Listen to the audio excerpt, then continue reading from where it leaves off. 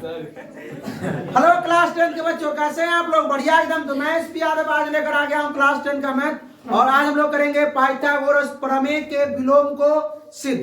ठीक है, एकदम आसान तरीके से पाइथागोरस प्रमेय के विलोम को सिद्ध करेंगे।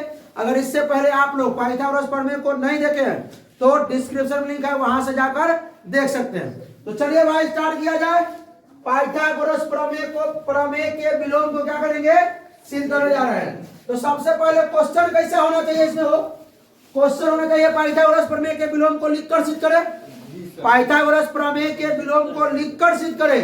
या ना किसी त्रिभुज में यदि एक भुजा के वर्ग, ठीक है ना, समकोण त्रिभुज नहीं, सीधे त्रिभुज में यदि किसी त्रिभुज में, ठीक है, एक भुजा का वर्ग अन्य दो भुजाओं के वर्गों के योग के बराबर होता है तो या हो तो, ठीक है, पहली भुजा के सम्मुख कोण समकोण होता है या पहली भुजा के सामने का कोण क्या होता है? समकोण होता है। तो लिखते हैं, समझ में आ जाएगा। आइए, चाहते तो हम लिख के भी रख सकते थे, ठीक है। तो लिखेंगे किसी त्रिभुज में यदि एक भुजा का वर्ग अन्य दो भुजाओं के वर्ग के किसके वर्ग के योग के क्या हो? बराबर हो तो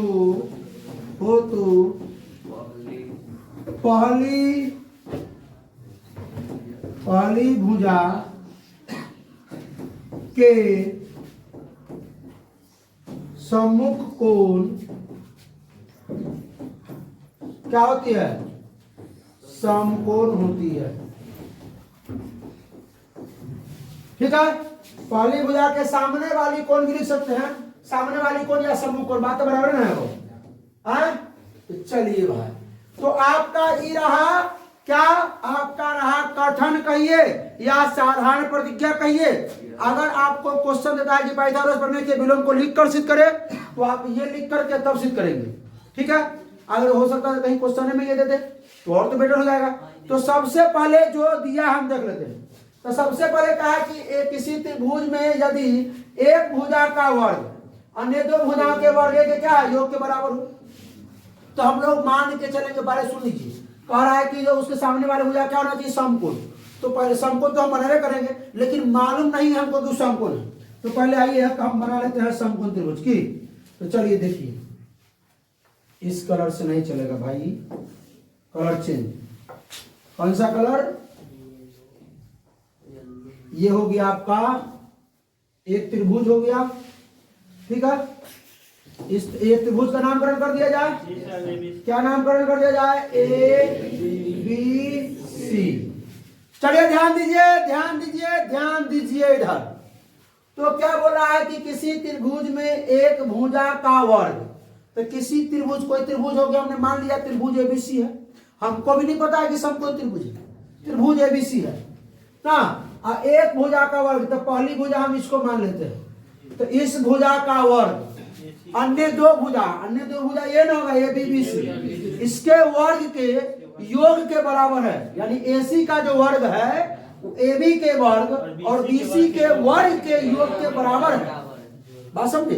तो हमको जो दिया है वो क्या दिया है? तो लिखेंगे सबसे पहले दिया है या विशेष प्रतिज्ञा।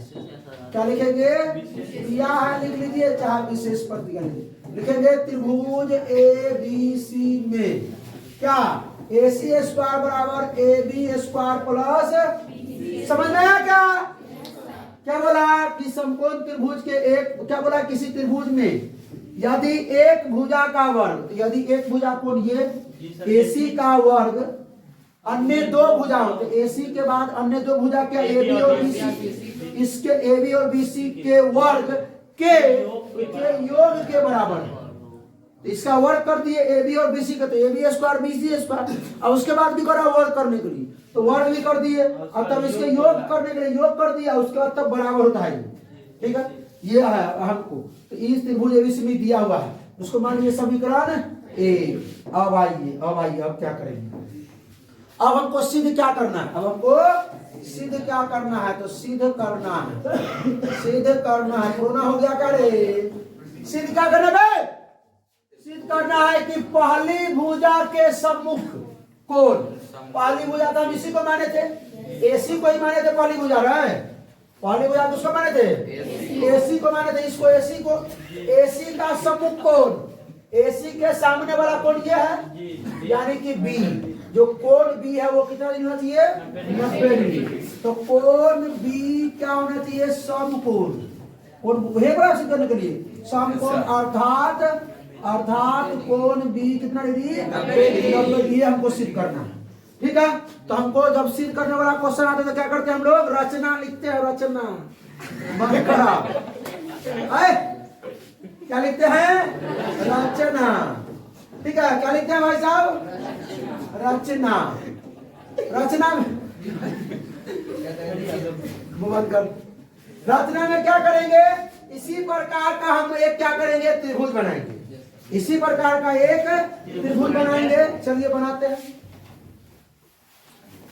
बना लिए, इसका भी नाम दे देते हैं, नामकरण कर देते हैं, इसका नाम मान लेते हैं पी क्यू आर, कहते हैं पी क्यू आर, चलिए, लेकिन ये रचना तो करेंगे, ठीक है, लेकिन रचना कुछ इससे मिला जुला होना चाहिए, मिलता जुलता रचना होना चाहिए तब होगा, तो मिलता तो सुन देख लीजिए, तो रचना हम लोग करेंगे तो क्या लिखेंगे, तो लिखेंगे कि त्रिभुज पी क्यू आर, ना लिखेंगे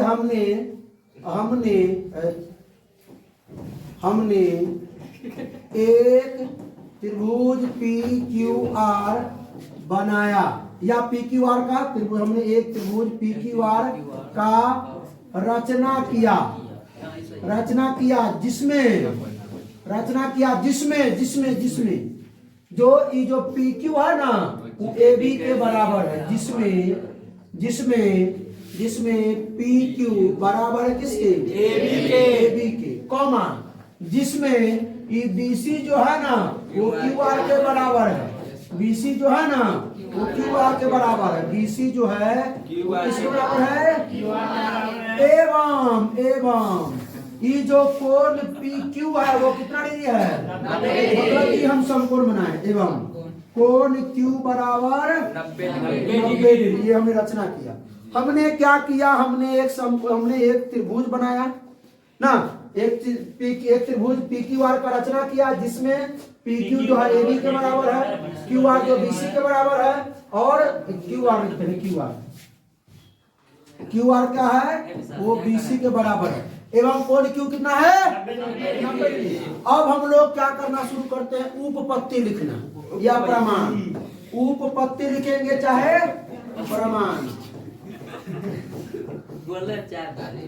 क्लास के बाद तेरा उपाय नहीं है विशाल, आज उलंग मारेंगे तुमको, चलेगा भाई, सुनो उपपत्ति में क्या करेंगे हम लोग, त्रिभुज किससे, जो त्रिभुज का रचना किया है उससे चलेंगे, तो लिखेंगे त्रिभुज पी क्यू आर से, अब किस नियम चलेंगे, पाइथागोरस प्रमेय में से, त्रिभुज पी क्यू आर में लिख लीजिए पाइथागोरस प्रमेय से, पाइथागोरस प्रमेय से, पाइथागोरस त्रिभुज पी क्यू आर में पाइथागोरस का फॉर्मूला बताएगा विशाल, बता, त्रिभुज पी क्यू आर में पाइथागोरस का फॉर्मूला बता, बहुत हंस रहा है, बता सर, जो कोण बी क्यू है, पाइथागोरस का कल सिद्ध किया था ना, पाइथागोरस का साधारण प्रतिका याद है क्या होता है,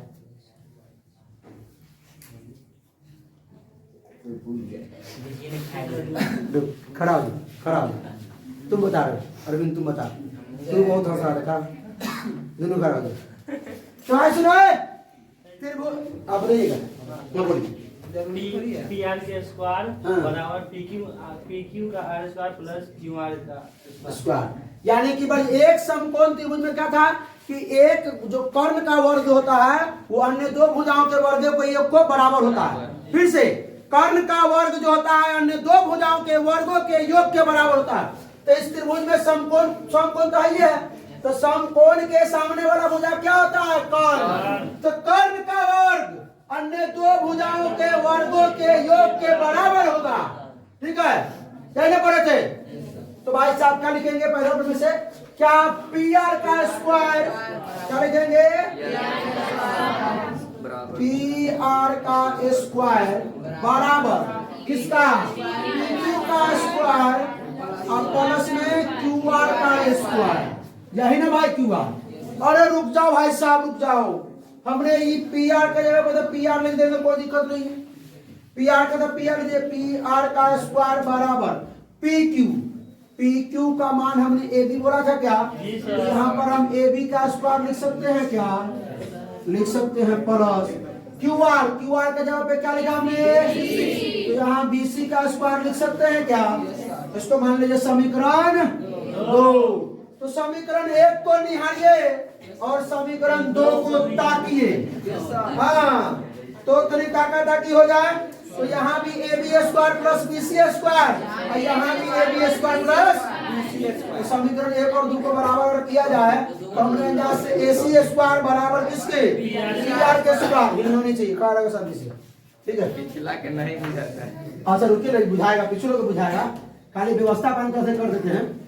सुनिए, तो लिखेंगे समीकरण 1 और 2 को तो लिखेंगे समीकरण 1 व 2 को क्या करना है? बराबर करने पर।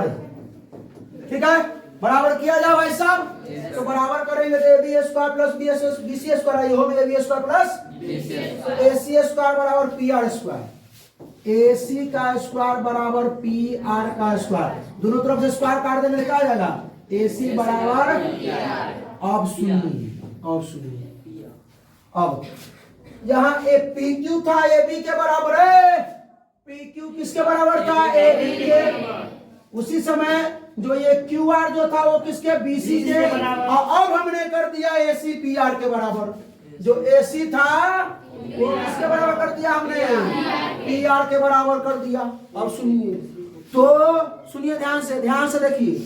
तो ए जो पी आर के जो सम्मुख जो कोण है वो तो पहले से ही 90 डिग्री है। कोण क्यू 90 है। तो एस पी आर के बराबर कौन है? एसी।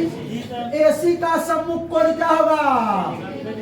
तो कोण बी भी कितना हो, क्या होगा? 90 डिग्री। तो उसके लिए तो हमको कुछ कसौटिया लिखना पड़ेगा ना भाई। सीधे लिख देंगे कोण बी 90 डिग्री, सीधा हो गया? नहीं, कैसे?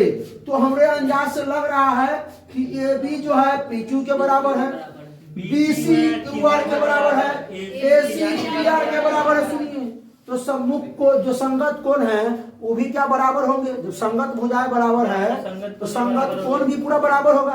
तो जब दोनों बराबर है, पूरा 2 कॉपी एकदम उतना ही कोणों बराबर, भुजा भी बराबर, न बड़ न छोट कुछ भी नहीं है, न है कुछ बड़ छोट तो नहीं है। तो लिखेंगे त्रिभुज एबीसी